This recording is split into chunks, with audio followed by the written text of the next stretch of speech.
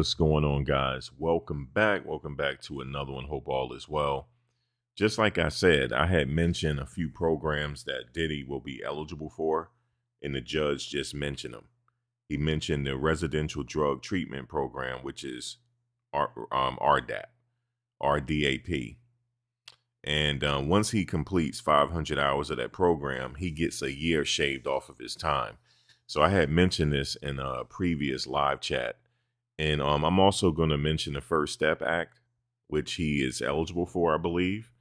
And in the First Step Act, he has to do 50% of his time. But the Residential Drug Treatment Program, once he complete that, that would allow him to have another year shaved off of his time. And we know that he already has, hold on one second.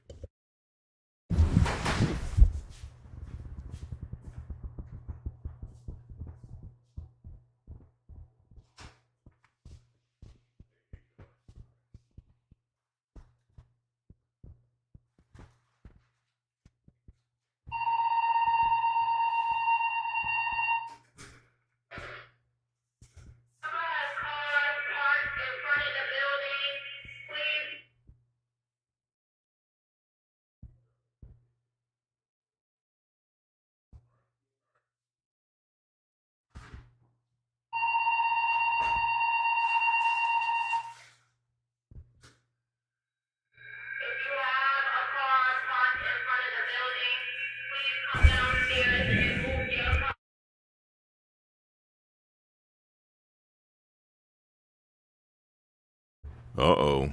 Somebody getting ready to get towed. That wasn't me. I had to check and see if that was my car. My bad, y'all. Holy crap. Anyway, I'm not going to get towed today. But yeah, like I said, we were talking about these programs that Diddy is eligible for. And one of them is the REDAP program. And we're going to talk about that because I had already talked about it before. And what does that mean? That means that he's going to get time shaved off of his sentence. So remember, he got sentenced to like 4.5 years, right?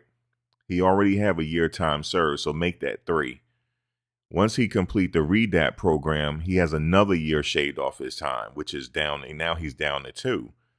And out of that, he only have to do 50% of that, so he could be home in 9.5 months. Like I had said before, I had already mentioned it already, that he could be home in 9.5 months. But here's the other issue, though. Even though he will get this time shaved off, he still has 5 years hanging over his head. Okay, so he has to do additional time once he is released back to the public, because he could be out even sooner if he go to a halfway house. But the thing is, he still has time. He still has 5 years hanging over his head once he gets out. So he will not be finished with this case until he's in his 60s. Okay, so I just wanted to mention that because that 5 years, if he violates, they could send him back to prison to do the rest of the time. So this is a two-step process here. Okay, we're gonna talk about the REDAP program and how he's eligible for that, and all he has to do is complete it. He gets another year shaved off. He already have a year shaved off because he already did a year waiting for his trial, which means he's down to 2 years now. And he also is eligible for the First Step Act, which means he only have to do 50% of the balance. So he could be out in 9.5 months. But the problem is, once he gets out, he still have 5 years hanging over his head, meaning that they're going to watch him like initially, but then as the time goes on, from my understanding, that program gets a little easier for him, which means he'll probably just have to call and check in after a while. But if he does something that violates, he's looking at 5 years additional.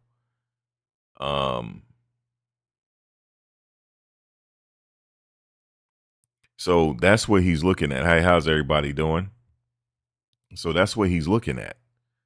He's looking at that additional time, which I had wanted to mention. That is additional time that he will have to do. You said the judge said no to Fort Dix. Yeah, right. But he wants him closer to the New York area, which I understand. And there is a facility that is in that New York area. So more than likely, the judge wants him to be around the New York area. So that's more than likely where he'll be at. Not Fort Dix, but so let me just go over.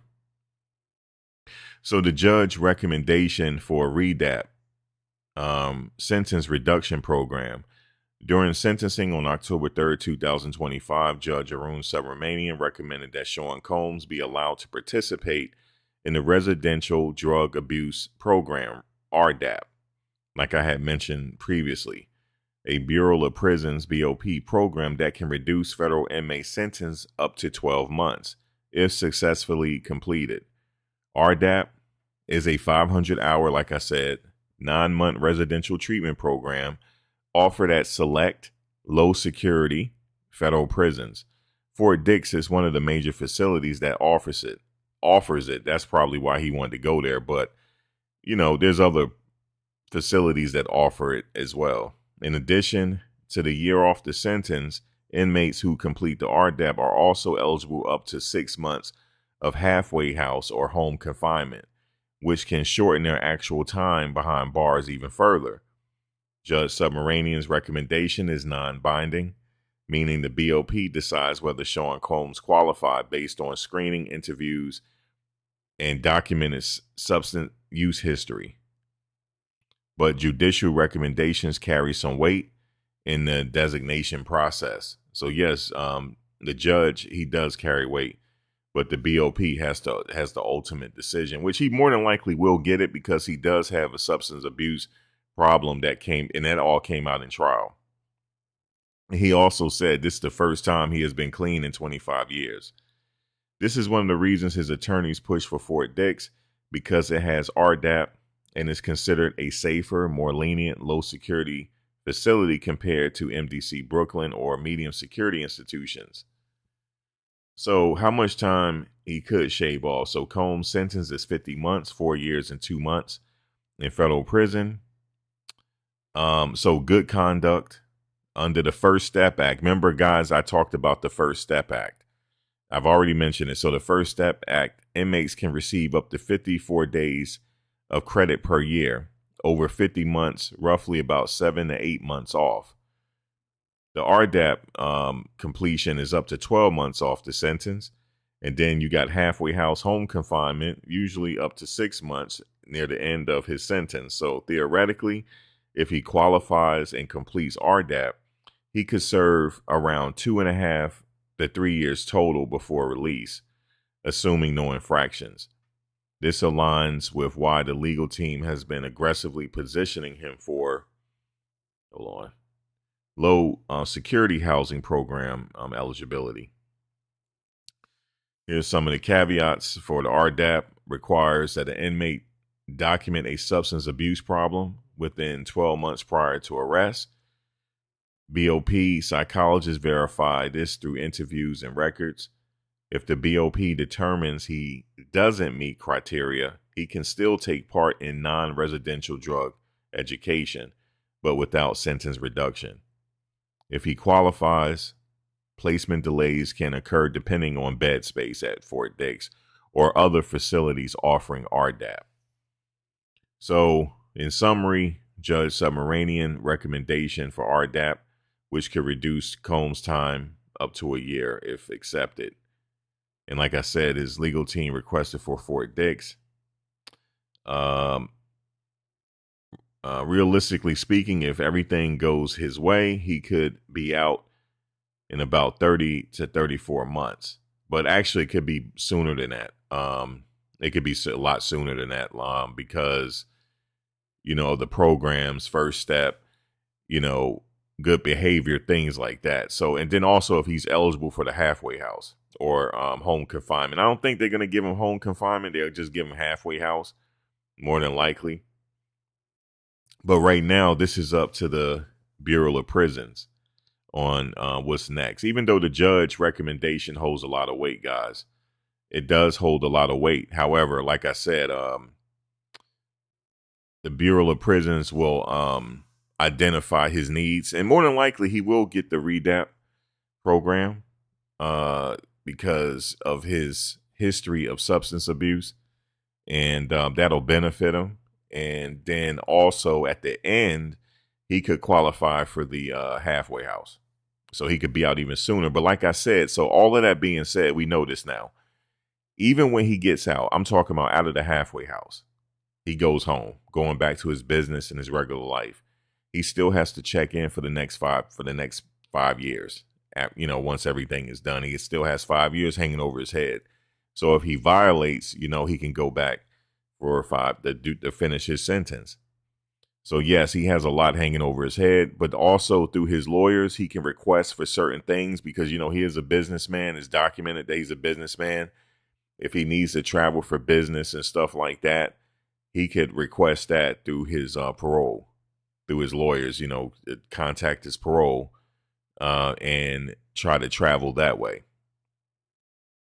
He said that's what he said. I'm not saying it. He said it's the first time he's clean in 25 years. That's what he said. That's what came out in the sentencing phase.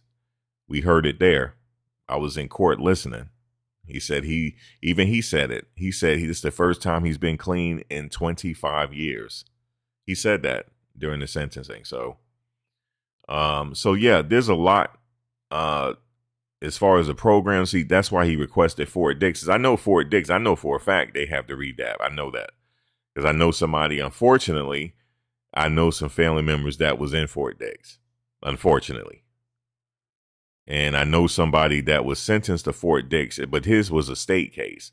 They have a part of Fort Dix is for state inmates. It's like a camp, and he was in a camp at Fort Dix, and he's no longer with us. But that was a friend of mine. But it was a friend of a friend. But I was cool with him too. And fortunately, he's no longer. I think he had some health issues, but he was young too still. But I remember because he was living in Virginia, and I remember I said, "Hey, what's up with what's his name?" He said he had to go do his time. He had to do the rest of his time. I said, "Well, where is he at?" He said he in Fort Dix. Now, here's the thing where he told me he's no longer alive, but what he said about Fort Dix is this. He said that since Fort Dix is a military installation and stuff, he said you have planes flying over and you could smell the fuel. He said he don't know how healthy that is, but that's what he said. He said he didn't like Fort Dix. Well, it wasn't the federal part of Fort Dix, but he was in the camp part of Fort Dix. But he didn't like it at all. He did not like it at all, even though he said his time was okay. For prison concern, his time was okay. He didn't have any problems or anything. But he said also there was housed, his was a drug case, but he didn't, I forget what he was saying about, he said he just didn't like it there, even though he didn't run into any problems there. And he knew some people there, but he didn't run into any problems. And he did a year there. He finished out the rest of his time because it was violation. So he finished out the rest of the time they had hanging over his head. And he spent that time at Fort Dix. Now, I'm not sure how he got at Fort Dix. I believe maybe it was a federal. I'm not sure. I don't know how he got at Fort Dix because he lived in Virginia. But maybe he caught the case out in Jersey. I'm not sure. And then I knew somebody else that was housed at Fort Dix at the end of their term. They spent some time at Fort Dix and then they were done. No, actually, yeah, they were done. But being that if he don't go to Fort Dix, they'll house him somewhere that has the REDAP for sure. And he'll finish out the rest of his sentence. But I say he could be home in 9.5 months, but however, it could take about 2 years. It could be. It just depends. So yeah, I remember at sentencing, he did not want to get sentenced. Trust me, even though 50 months is if you considering everything, everything or whatever, because the judge initially when the hearing first started, he agreed with the guidelines saying it was like something to 70 months. He agreed to it. He said, I can agree with that sentence. But he shaved time off when he decided he wanted to sentence him. He gave him 50 months. But in actuality, he still tacked on 5 years for once he get out. He still tacked on that 5 years that he has to be on parole. He did. So that's a lot of time still. So he will not be finished with this case until he's in his 60s. Okay. So yeah, he tacked on the time. And I think the reason why he tacked on that time is just to watch him so they can keep tabs on him to keep the alleged the victim safe. I think that's why he did it. But he could not sentence him to over 5 years. He couldn't justify it. He said, and also Diddy didn't have a record. So he couldn't really justify that. So he gave him 50 months. I thought he was going to give him 70 to 80 months. Because in the beginning of the hearing, he said it. I agree with the recommendations. Hey, Heaven.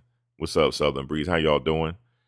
What's up, Cyrus? Passport Shogun. What's up, Steven? Tashia, how you doing? Southern Breeze. Jay Stees.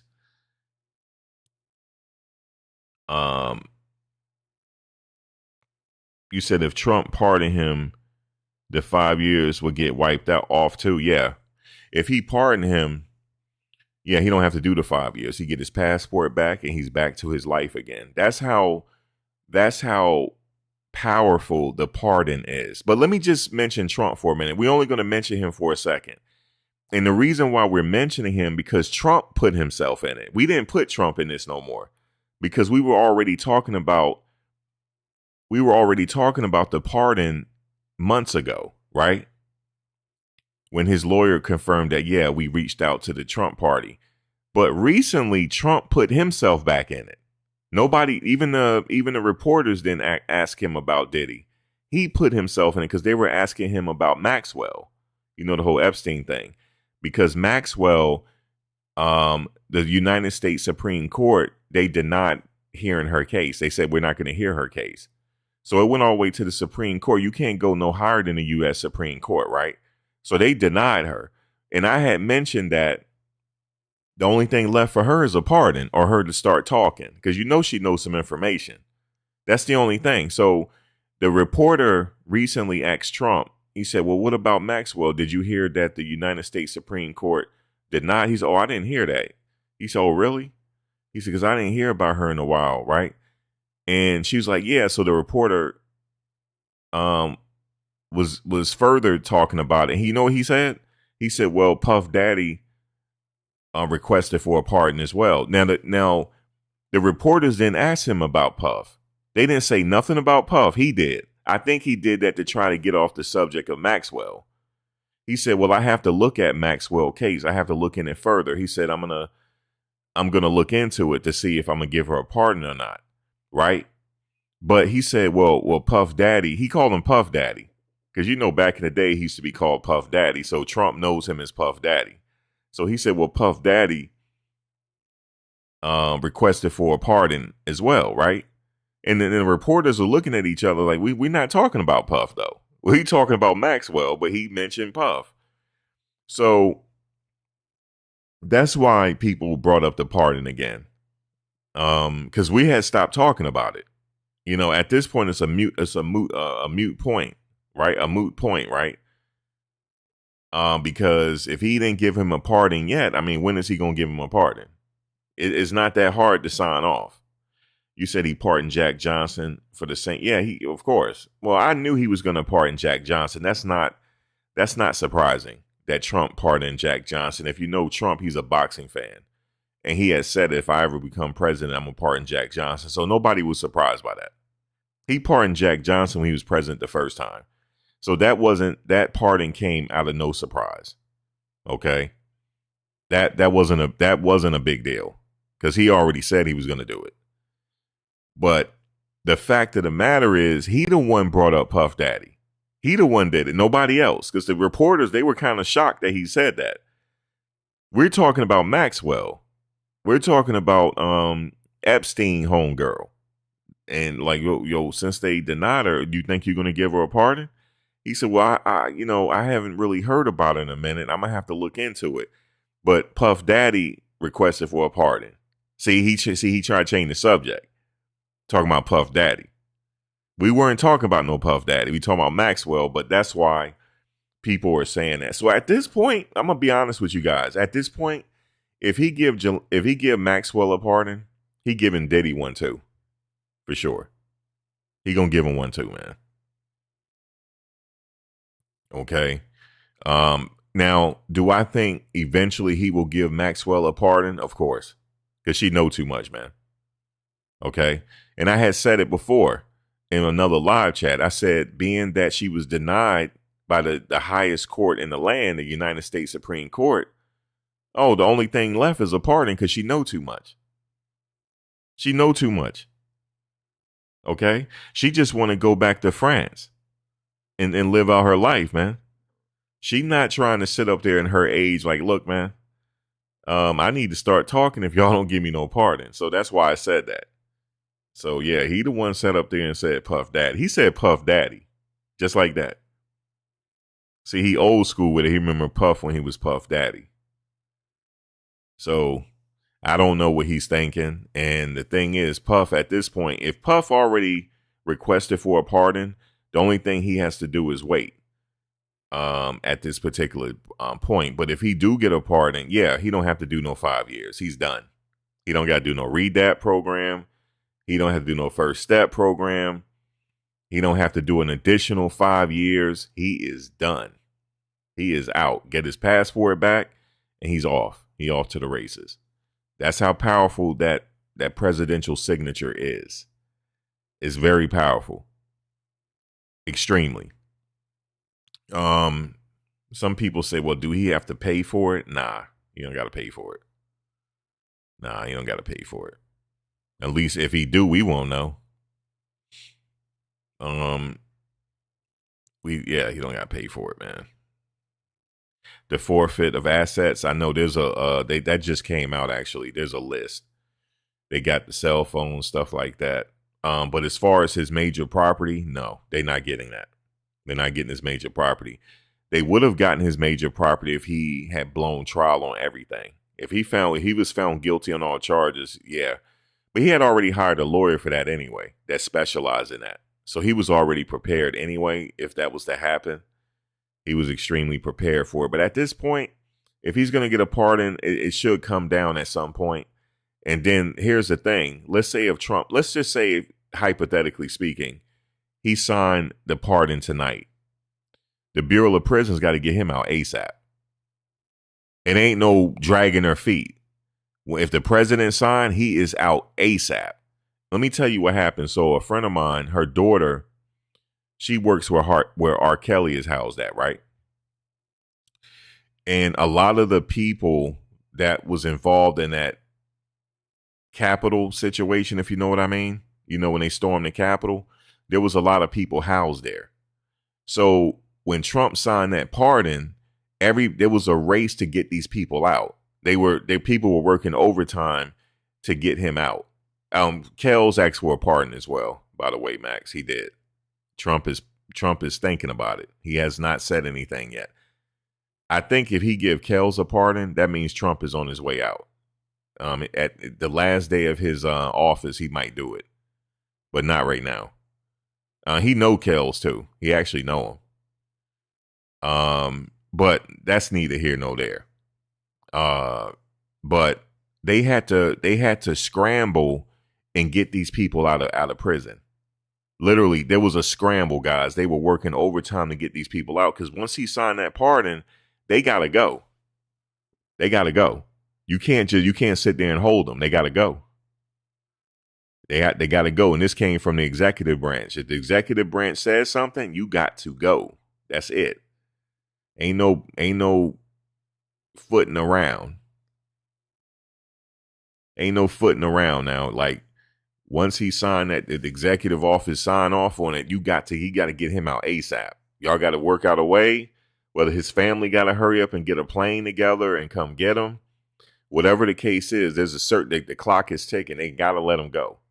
Get him his passport, everything. So literally, if he signed today, Puff is gone. They have to release him. They have to release him, and he's gone. Just like that. So he probably have that in the back of his mind. Now I'm gonna tell y'all something. If he hadn't have said that stuff about Trump in the past, he would have been out. He would have been out. This wouldn't have been a situation. But he didn't have, hindsight is always 2020. He didn't know. He didn't know Trump was going to be president. He didn't know. He thought he wasn't. But he ended up being president twice. So hindsight is 2020, bro. What he could do, which he more than likely is probably his team is probably working on, he got to issue an apology. He got to actually write him and issue a public apology. Then maybe he might get it. I'm just thinking if it was me, because if you said all that stuff about me, you're gonna have to apologize. You know what I'm saying? And I'm not asking for one. I'm not gonna tell him that he need to apologize to me. I'm gonna assume that he gonna do the right thing and apologize. And if he don't, he ain't getting no pardon. Period. And then his team might say, well, what do we need to do, Mr. President? Oh, you don't know what you need to do? Yeah, but what do we need to do? Think about it. Think about it. Like in my special ed voice. Think about it. Think about what you need to do right now. And it's free. And they might think about, well, damn, he might need to apologize. Yeah. And if he don't, he not getting one.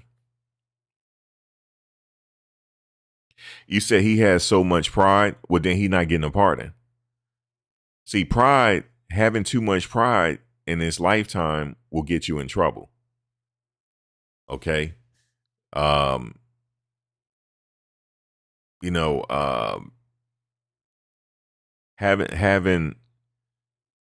too much pride will get you in trouble, man. Having too much pride. It will literally get you in trouble. Okay? That will literally get you in trouble having so much pride. At this point, pride is out the door. He wants a pardon.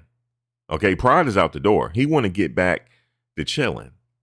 Okay? He said he ain't going to put his hands on nobody else, and I believe him. When he made that speech in front of the judge, I believe him. He ain't putting his hands on nobody else. He not doing it. This man is not stupid. Now, he don't got himself in some a situation, and drugs didn't help. Drugs did not help his situation whatsoever. But he's smart enough to know he's not going back in there. He's not going back in there. And one thing, here's a credit that I will give him. Okay? He didn't throw nobody under the bus. Everybody's sitting up there talking about him. And I'm going to tell you something. We're in a different day and age now, right? We're in a different timeline. We're on a different timeline than when I grew up. And I realized that. Okay? We have people my age and older. They think it's okay to sit up there and talk now. I don't think it's okay. I don't think it's okay. You know why I don't think it's okay? Because he's not talking. He ain't talking about y'all. But everybody has a story. It's called snitching. Everybody's snitching. They have a story. He did this, he did that, and he did this. I'm telling my story. Let me say this to these people real quick. The people that you telling your story to, these people came on YouTube out of the blue with views already. Don't you think, for those that's too young to know, the internet came from the Pentagon. Did y'all know that?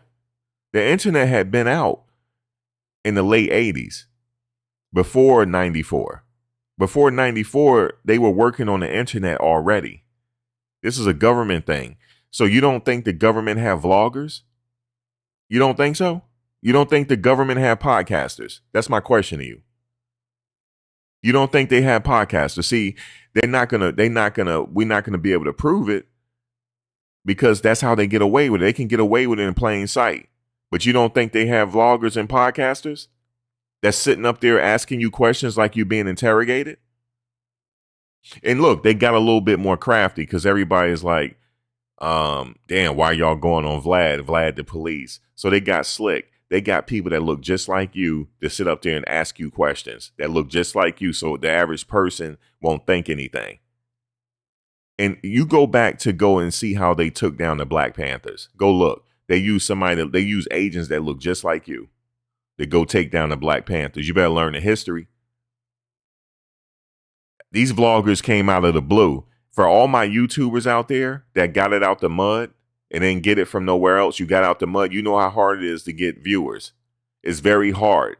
You literally have to be on it every single day to get an audience. These people came with the audience. So what does that tell you? I'm not saying that they're agents, but I'm not going on there. I remember one time there was a vlogger. He was like, so tell me about this guy. Tell me about Julio. I'm just making up a name. Oh, Julio? Yeah, Julio. I heard he was moving major weight back then. Oh, tell me about Craig. I heard Craig had a check and allegedly Diddy somehow gave him the check for Tupac. Can you expound on that? You don't think that's an agent that's asking a question like that? A normal person won't do that. These people are stupid. These people are stupid to get on camera and just sit there and start talking. They're stupid. Period. You don't think these travel vloggers that go to different countries that's like, oh, I'm just want to go around and be a travel vlogger and I'm in Cuba right now. Oh, by the way, do you know where Asada Shakur is? It was a brother that did it. He had dreads. He was in Cuba and he did it. He said, hey, by the way, guys, do you know where Asada Shakur is? He's an agent. That was an agent. They sent him. It was a reconnaissance mission. God damn. I don't see how people don't understand this. That was a reconnaissance mission to find out where she is. And guess what? They never found out where she was because when he said it, everybody looked at him crazy. Because I'm going to tell you something about them Cuban people out there. They're all on code. You know why they're on code? Because if they get caught saying stuff on camera they're not supposed to say, the Cuban government will lock them up. And let me tell you about another guy. It was a guy went over there. He's a travel vlogger. And he was going around Cuba and stuff. And he recorded himself. This guy came up to him and said, hey, you want some Cuban cigars? Here, come buy some for me, right? So he recorded it. And he said, oh, these guys charged me too much. They charged me too much for these Cuban cigars. I feel like I got ripped off. Guess what? Guess what the Cuban government did to those guys? They locked them away for about 5 to 8 years. Gone. With no trial. Gone. And let me tell you else what this vlogger did. These girls came up to him. These women, came up to him and said, hey, where's your hotel at? Because, out there, the average salary, like for a doctor and stuff, is $10 a month. They can't even afford a hamburger, right? So this lady came up to him and was like, hey, where, if you need some company, where are you staying at? And he recorded her saying that, right? Guess what they did? Guess what they did to her? She's gone for the next 10, 15 years. Gone. And she got kids. Gone. Why would he do something like that? Because he's not like us. And when I say not like us, what do you think that means? He's an agent. And there was another guy that went to the Caribbean. I forget which part of the Caribbean he went to. And he was talking to gang members, quote unquote gang members in the Caribbean, right? And all this and stuff. And then the government told him not to keep talking to these people. He kept doing it. So guess what they did to that vlogger? Locked him up. They locked him up for about 3 months. He was locked up. And he was the same vlogger that went to South Central and was like, yeah, man, I want to know where the real players at around here. He looked just like a cop. And these people, he was like, yeah, I'm going to take you around. He was very disappointed. He's like, damn, we didn't get to see some realness today. He said, I want to see where the bangers at and stuff like that. That's a reconnaissance mission. That's a recon mission. They don't have to go out no more. They can send these people out. Then they can identify where these people are. That's what this is. And did you know when I said it, I had said it in the comments and then people, and it was another guy. His name was, what was his name? He has a YouTube page. He got caught up in the DR and because he was trying to mess with kids and stuff like that. I forget his name. He was also out in South Central. He was like, yeah, I want to see like the realness out here and stuff like that. And then it was this one dude, he was around my age. He's from out there. He wouldn't talk to the dude. He said to the dude, "Hey, homie, where you from?" He was checking him, like, "Where you from? Like, why are you out here recording?" He wouldn't talk to him because he knew. The young people didn't know, though. They just want the clout, and they see that he getting a lot of views. Those are manufactured views. Let me prove it to you. There was a kid named Young Pharaoh. Do anybody know him? Okay, so Young Pharaoh, he started gaining an edge. He started getting all these views, making a lot of motion, right? He was even invited to the Republican National Convention. He was invited. So I was like, damn, this dude is in there, right? Until somebody started looking at his videos and found out he started talking about the small hats. Okay, the Jays. He started talking about the Jays, and then they canceled him. And guess what YouTube did? They started like deleting all his YouTube pages. So you know what? So it don't matter. Okay, they delete his YouTube pages. So if he got all that motion, certainly if you create another YouTube page, your following will find you, right?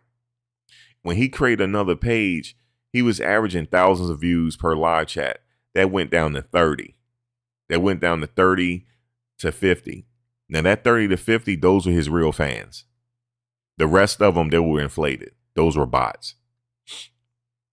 That's how you know. They were bots the whole time.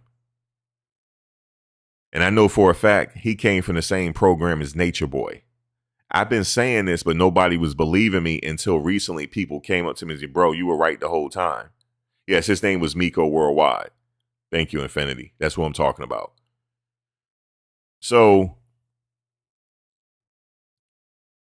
Young Pharaoh came from the same program Nature Boy came from. These people were sent to us, right? And people didn't believe me. I said they were sent. They were sent for a reason. I believe that whole Nature Boy thing, that was a human project going on. That was a human experiment that they were conducting. Because he was regurgitating the same talking facts from this guy from the University of Virginia that's affiliated from the University of Virginia. And you know how I can't prove that they were sent, right? So that's why they can still get away with it, because I can't prove it. If I can prove it, I probably wouldn't be talking to you now. They would probably don't cancel me if I could prove it, but I can't prove it. I'm glad I can't prove it, because then they'll come for me.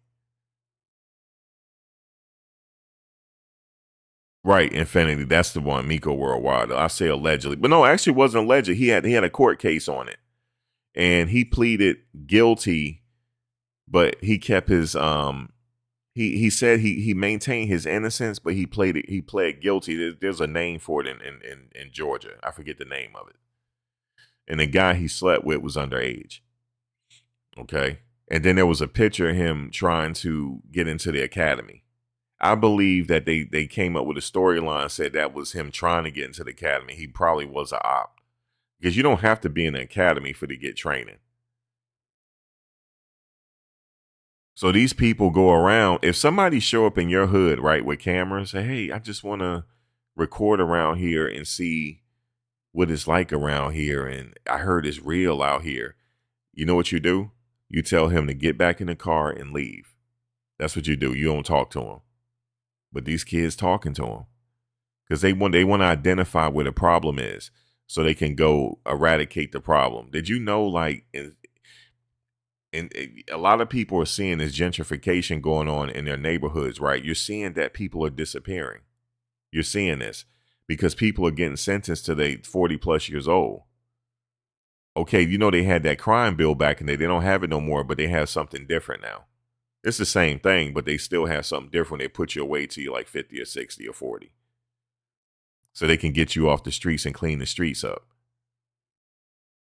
A lot of people are going missing because they're getting locked up or dying prematurely. So they're really cleaning this thing up. You're actually seeing it happen in real time. They're cleaning this thing up because that real estate is prime real estate. They want the gentrifiers to live there. They want the gentrifiers to feel safe. I saw like it was a vlogger vlogging on Clinton Avenue in Newark. Man, when I was growing up, you could never come out there with your camera on Clinton Avenue in Newark. You can never do that, but now you can. Now you can. because they're cleaning it up. They're making sure it's going to be cleaned up forever. Forever. These people are leaving. They're sentencing these people, and people are dying prematurely. It's all by design. Because there's certain areas, because I'm still like have PTSD from back in the 80s. There's still certain areas I won't go to. But then I have to go through. I'm like, damn, this is different. This ain't like when I grew up. When I grew up, this was the stolen car capital of the world. It ain't like that no more. It's like a ghost town. They moving these people off the street. They damn sure doing it. They are moving these people left and right. But when I see people like, I don't even want to talk about the good doctor and say who sent them, but I just think that's like theatrics at this point. But yeah, man, I don't really care if these people here. I just know who the people are, but I don't really care to keep pointing these people out. But I just know, like, you don't come on YouTube with an audience out of the blue. You don't do that. You know how hard it is they both started from Sarnetta. Uda knows. Uda will tell you right now, you know how hard it is? You know how hard it is to gain an audience on here? You know how we go through ups and downs. 1 minute, we got a huge wave going on. Then the next minute, we don't have no views. It's an ongoing battle to build an audience. It's very hard. And for somebody to come on YouTube and have millions of views out of the blue, they're agents. I was just listening to your video, Uda, the other day. I want to tell you this real quick. And I told a friend of mine, I was just talking about you. Don't get discouraged. Keep going. Because you're probably around the corner from blowing up. You're around the corner from blowing up. So I just wanted to tell you to keep going. You know what I'm saying? Keep going, because you're just around the corner from blowing up. And the thing is, how you're gonna blow up is organic. Your blow up, you didn't have to pay for it. And nobody sent you. You a regular person and nobody sent you. I know that. I identified you. I know nobody sent you. And you're literally around the corner from blowing up. That's just your personality. So maybe you needed to hear that, but I'm telling you, just keep going. You're around the corner now. Yeah. So Sarnetta, I saw him at the trial as well. I'm not saying that. I'm just saying they came from that. He put them on. That's what I'm trying to say. Sarnetta put them on. He put Umar Johnson on. Now, Umar Johnson will beg you differ. He going to say, no, Sarnetta didn't put me on. Yes, he did. The House of Consciousness put you on. Because I remember. And then next thing you know, he was on Hidden Colors. But Umar said he was already popping before he got on Sarnetta. That's not true. Sarnetta audience put him on. And then he got on Hidden Colors. Tariq helped him, and then here he is. And then Sarnetta also put Young Pharaoh on. He did. But these people are going to deny him and say that didn't happen. Yeah, Sarnetta been around since the 80s, man. He used to be in Harlem. I remember when in the 90s, I remember he used to be out there in the 90s up in Harlem. This is back when Branson was around. This is Branson days. I remember one time I went in there, right? Branson had a storefront. So I didn't know. I'm just green to the game. I didn't know. I went up there with my boys. I was asking them in the store how much for this t-shirt. Everybody looking at me like I'm crazy. So then I quickly caught on and shut my mouth. I'm like, let me just shut up, man. I literally asked them how much the shirt cost. Back then, I don't know, Uda, you remember in the village, they had this spot called the House of Nubians. The House of Nubian, where that's where I used to go get my mixtapes from. Stretch and Barbito, Stretch Armstrong, Barbito, you know what I'm saying, Tony Touch. I used to get all my stuff at the House of Nubian in the village off 6th Avenue. Over there near West 4th Street, the West 4th Street courts. That was back in the day. But Sarnetta been out even then. He was out then. Sarnetta been out. So he was out there, man. And I will say that about him. He has been out before YouTube. This was even before YouTube he was out there. And he was selling stuff too. They had incense, all that stuff out there. And then fast forward when he blew up on YouTube, that's where I remember him from. But yeah, the House of Nubian, that's where I used to get my chew sticks from. I used to sell them chew sticks, and you go get my mixtapes. And he has some other stuff in there too, music and all other type of stuff. It's a variety store. I'm sorry it's not there no more. That dude was cool though. He had a website, but I'm not sure if it's still around. But I just want to say, man, like if people come along with an audience, something ain't right. It's hard to build an audience. It's very hard. It takes a lot of hard work. But then when you do build an audience, you're on forever. We call it once you strike the algorithm, you're on forever. So that's what I wanted to say. Other than that, the trial, it was interesting. You know, this is the first trial I went to as far as a federal case. I learned a lot from it. You know, I hate to see people got to go get sentenced, but hey, I learned a lot from it, the whole federal process. And I was almost like a student just watching the lawyers go about their business. And ultimately, you know, he got 50 months. Oh yeah, he also he also brought out Brother Polite. He did. He also, because you know, Brother Polite used to battle people. It was like battle rap, but consciousness battle rap almost.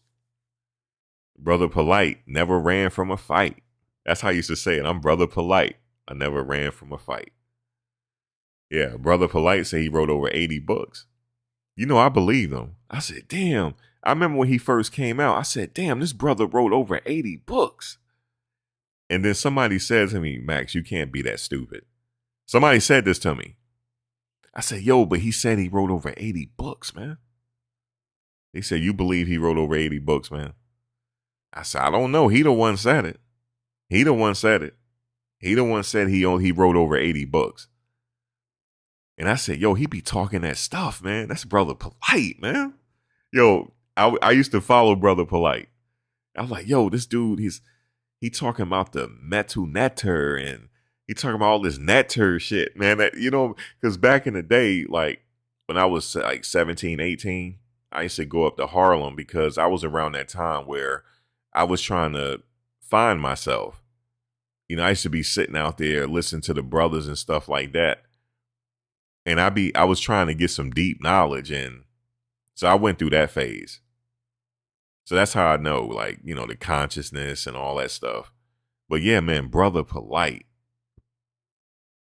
You said list to get in Fort Dix. I'm not sure if he going to Fort Dix. I know he requested it, but he more than likely he'll be somewhere in New York. I think the judge wanted him somewhere around New York State. So he'll be somewhere. At some point he'll be out. But I learned a lot from that whole process. And this is the first trial that I must say the vloggers showed up. All the vloggers showed up and did their thing. Every last vlogger. And a lot of people showed up every day. Every day. I didn't show up every day, but people showed up every day. And they did their thing. A lot of people built their channels on this. Or whatever. I would say there's another trial coming up. Maybe some vlog. I might see some of the vloggers again with Luigi trial. Or maybe that Rex Heuermann case, that serial killer. Maybe I'll see some more people there. I don't know. We'll see. But I must say, though, I enjoyed seeing all the people there doing their thing because it actually inspired me to try to do something myself. You know what I mean? To try to figure it out. To try to be more consistent and figure it out. Because they were consistent as fuck out there, yo. There was people out there all day doing their thing. Brother, me, I got tired. I'm like, man. And Uda, the last day during sentencing, I was over it. So what I did was I went in there for the sentencing, right? I never came back outside because when we took a lunch, I went to the break room. And then once he got sentenced, everybody went outside. I was over it.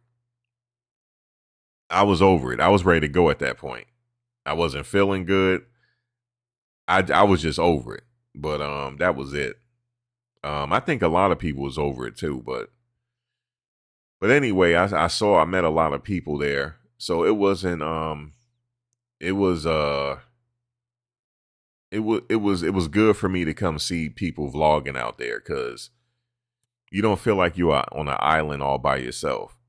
Because only vloggers understand, you in front of this camera trying to figure it out. You take L's because everybody see your L's. You take your L's and you got highs and lows. So I don't feel like I'm by myself.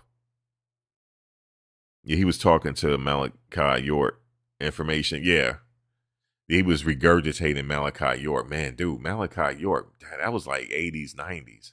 I remember when Malachi York moved to Atlanta, I believe. I think it was Atlanta. He built a compound in Atlanta. I think it was Atlanta, right? Malachi York. I don't remember Yahweh Ben Yahweh. Yahweh Ben Yahweh, I was a baby then. I don't remember that. But let me tell y'all something about Yahweh Ben Yahweh real quick. You know whose mother grew up in Yahweh Ben Yahweh? XXX Tentacion. His mother did. She was in that Yahweh Ben Yahweh cult. Yep. And that was in Florida. That was based out of Florida. Yahweh Ben Yahweh. But I don't remember that. I remember a little bit of Malachi York, a little bit. I must say I don't know a lot about it because I don't remember a lot. But I remember a little bit. But if people in New York, y'all know, all my people that live in the city, you guys remember that. I don't quite remember Malachi York a lot. But I remember a little bit. I ain't even gonna hold you. I don't remember a lot. But all my people in the city know.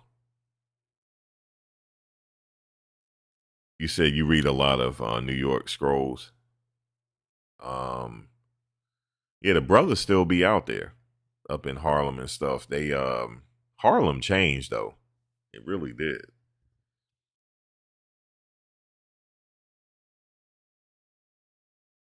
Oh, when he lost Golden Beauty too. I know that was a whole big thing. You said Dr. York was getting busy back then. Yeah, I used to hear about him, but I must admit, like, I don't remember a whole lot about Dr. York, but I remember a little bit. But most people in the city remember Dr. York, but his time. And the thing is with Dr. York, he's still serving federal time. He's still in there. Like, when is his release date? Do he got a release date at all? I don't think so. I think he got life or something. But he got to be in his 70s now. Because he went in, shit, Dr. York. Yeah, he got to be in his 70s for sure, like 74, 75. Yeah, that was some crazy stuff. I don't quite remember it. Oh, keeping up with mystical court case. He's still awaiting trial. And you also told me about Lil Durk. Now, Lil Durk, if you guys are following Lil Durk trial, he got a really good lawyer, Drew Freemling, out of Atlanta. Really, really good attorney. So I'm curious to see what's going to happen to Lil Durk.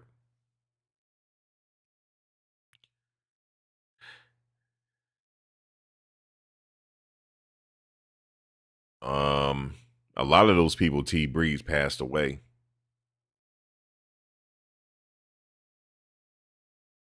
A lot of those people, man. I used to go to New York all the time in the Village, the House of Nubian. He used to sell all the books up in there. House of Nubian, and this brother used to be on the street corner selling books in Harlem. I got a lot of books that way. I don't know where they're at now. They must be in storage somewhere, but I don't remember. But I had a huge collection back then. That's how I ran into this guy called Anthony Browder. He made this book called From the Browder Files. That book is pretty good. It's still on Amazon, by the way, From the Browder Files. And his daughter is also an author as well.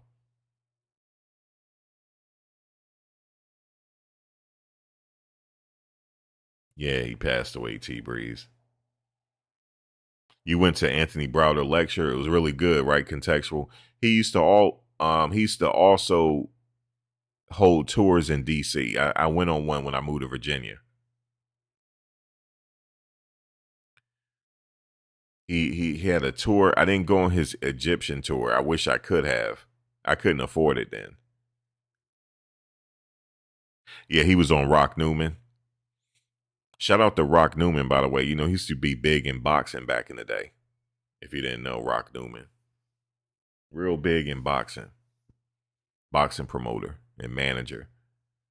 But yeah, Anthony Browder, I couldn't afford to go on that Egypt trip because he was holding it was a month-long trip. And not only did you go to the pyramids, you went to the museum. And he said when you go in the museum, you're going to find out that they had aircraft back then. And they don't talk about this in the history books. They had aircraft back then. They had literally aircraft. And he said they were a lot more technologically advanced than we are now. It's almost like we're catching up. And they had these things holding in their hand like it looked like iPads. And I wish I could have went on that tour, but I didn't get a chance to. I didn't get a chance to go on that tour, man. I wish I could have. I was saving up for it too.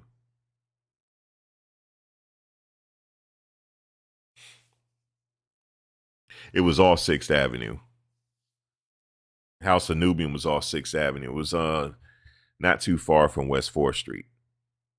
I know it was all 6th Avenue. When you're walking down 6th Avenue coming from uptown from that perspective, and you make a left on that street, House of Nubian is on the left-hand side.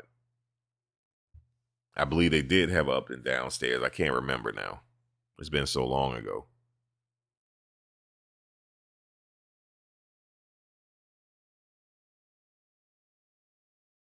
But that's been so long ago with Anthony Browder. But really good information, especially about the U.S. Capitol and stuff.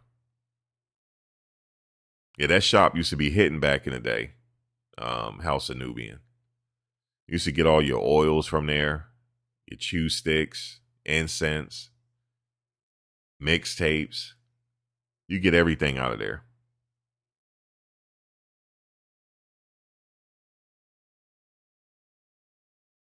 Yep, and there's a brother that owned that store. And then I remember he was closing down and he was focused on his online store.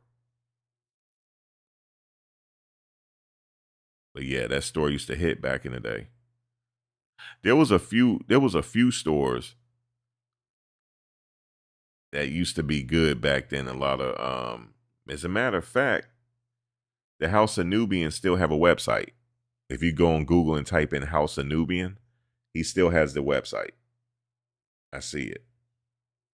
Yep, he still had a website.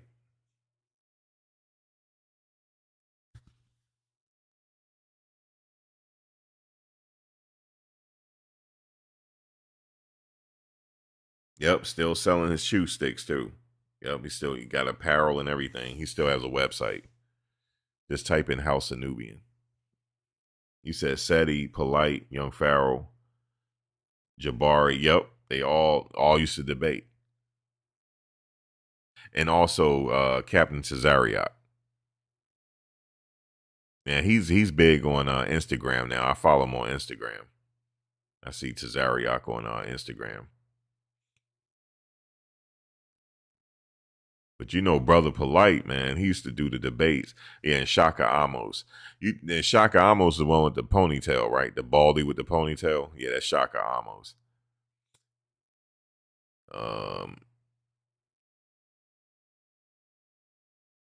They used to kill me with the debates because I was into it. I was like, man, this is kind of like battle rap. Like, and you know, Brother Polite, you know, he was like popular. Like it was hard to beat Brother Polite. But I like Sarah Suit Seti. That's my guy right there. I remember him and Umar got into it. That was hilarious. You're not gonna tell Sarah Suit Seti nothing about Kemet. Nothing. Seti, he got a YouTube page. He doing his thing. You said Captain Cesariak killed Polite in the debate. And speaking of Polite, when is he due to get out? Anybody know? He got a funny crime too. That crazy, man. You can't even look at him the same after that crime he did, bruh. You can't even look at him the same. But of course, you know he gonna say. Of course, you know he gonna say he didn't do it and he was framed. So you know he's gonna have a reason when he get out. But once he get out, you're gonna hear from him again for sure, bro. You going, man? Listen, he got 7 years.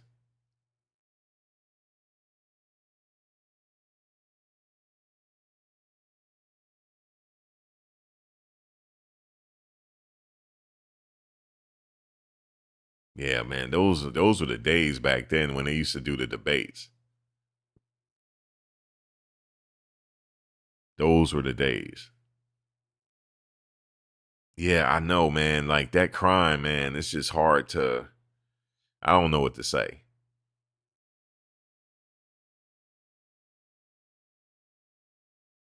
Yeah, I don't know what to say about that. It's like he was chilling with Mayweather and stuff. He was. I don't know what he was doing. He was chilling with Meta World Peace. Yeah, he gonna go back as soon as Polite get out. He gonna go back on Instagram. You already know he is, and he's gonna have a reason for everything. Like they set him up, and the system was against him. You know, he gonna come with that for sure.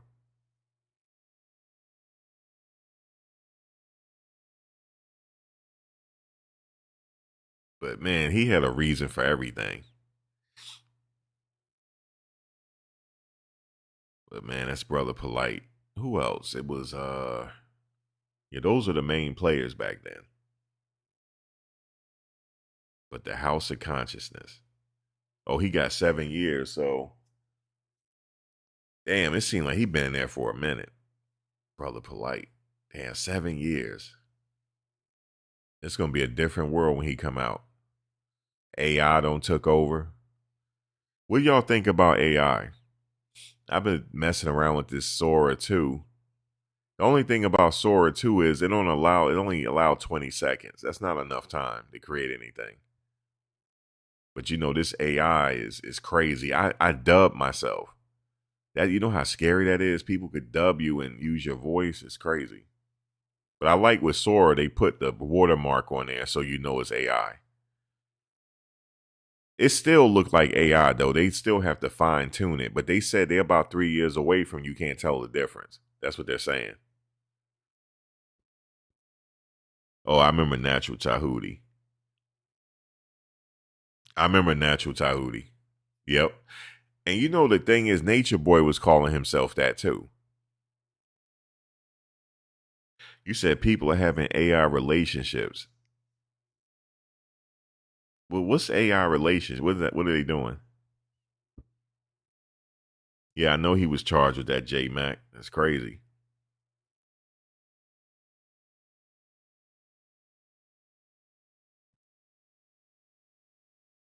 So you said he got 7 years. But I don't think he had to do the whole 7 years. He should be out before then. At some point. I think maybe 5 years you'll see him again. Yeah, he was chilling with Floyd Mayweather, he chilling with Ron Artest, with Meta World Peace or World Peace. He was on the Breakfast Club multiple times. Yeah, for him to do that, man, that's like he didn't have to do all that. That's a crime that you can't explain. You can't explain no crime like that. You can explain killing somebody, maybe it was self defense. You can explain robbing out of a store, maybe you were hungry. But you can't explain that with kids. You can't explain that.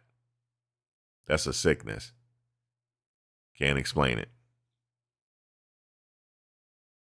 Yeah, he was using the Floyd thing. That was crazy. I was like, damn, like he had the Rolls Royce. I'm like, yeah, brother Polite getting it. All right. Like what he doing?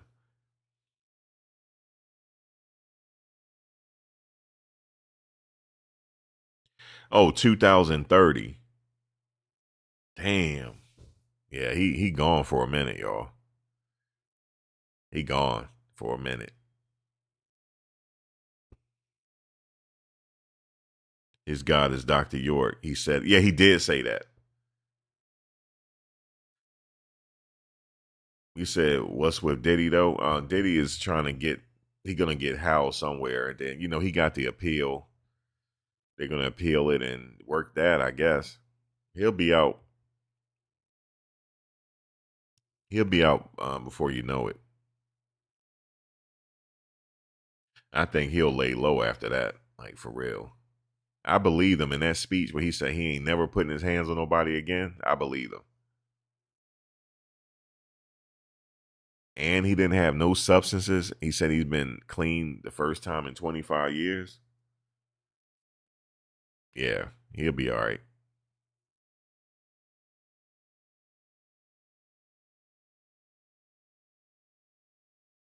I think, yeah. Brother Polite didn't go to trial. He pled guilty, right? Yeah, he took a plea deal. Yeah, I believed him. And then also, he like, you know what? And his mind is clear now. So I know he's like, damn, I got myself in some bullshit. I know that's what he was thinking. But, he'll be out. That's it. At least he get to keep some of his money. At least he didn't lose everything. He'll be out back in Miami before you know it. Yeah, that was a good speech. And it hit different that he read it to the court as opposed to letting them read it. He said he ain't never putting his hands on nobody ever again. I believe him. He not going back to jail. He not going back in there. He's done. After he get through all of this, he's done. He's done. He never going back in there. So there's some other trials to follow. I forget that other guy that's supposed to have a trial in New York. Well, I know Luigi is, but that might be really high profile. We'll see if he take it to court and trial or not. He might take a deal. I don't know.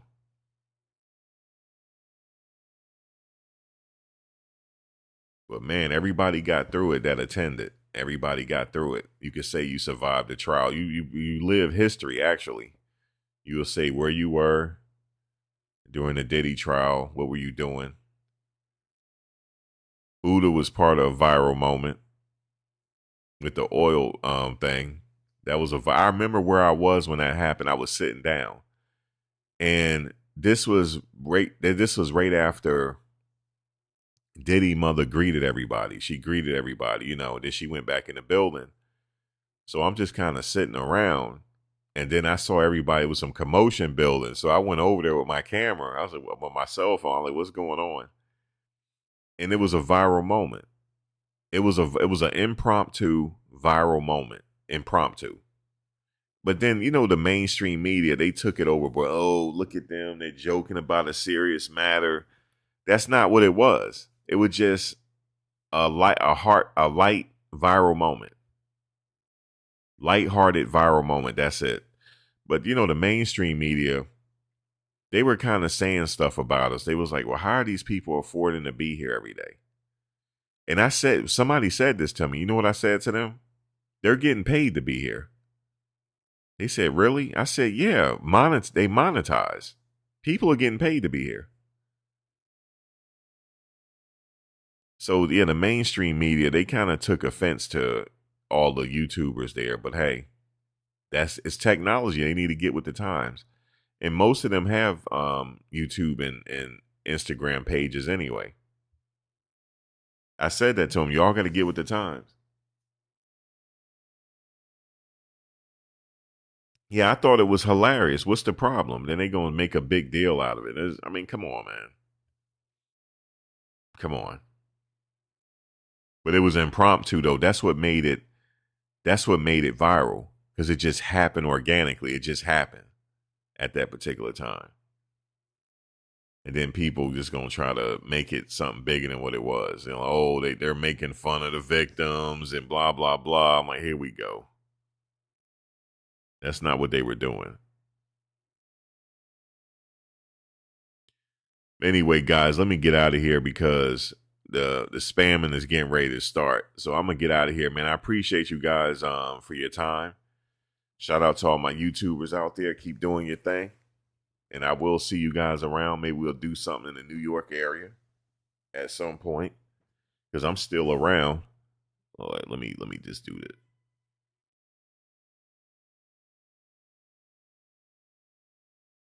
I'm still around, so we'll see. We'll get together at some point.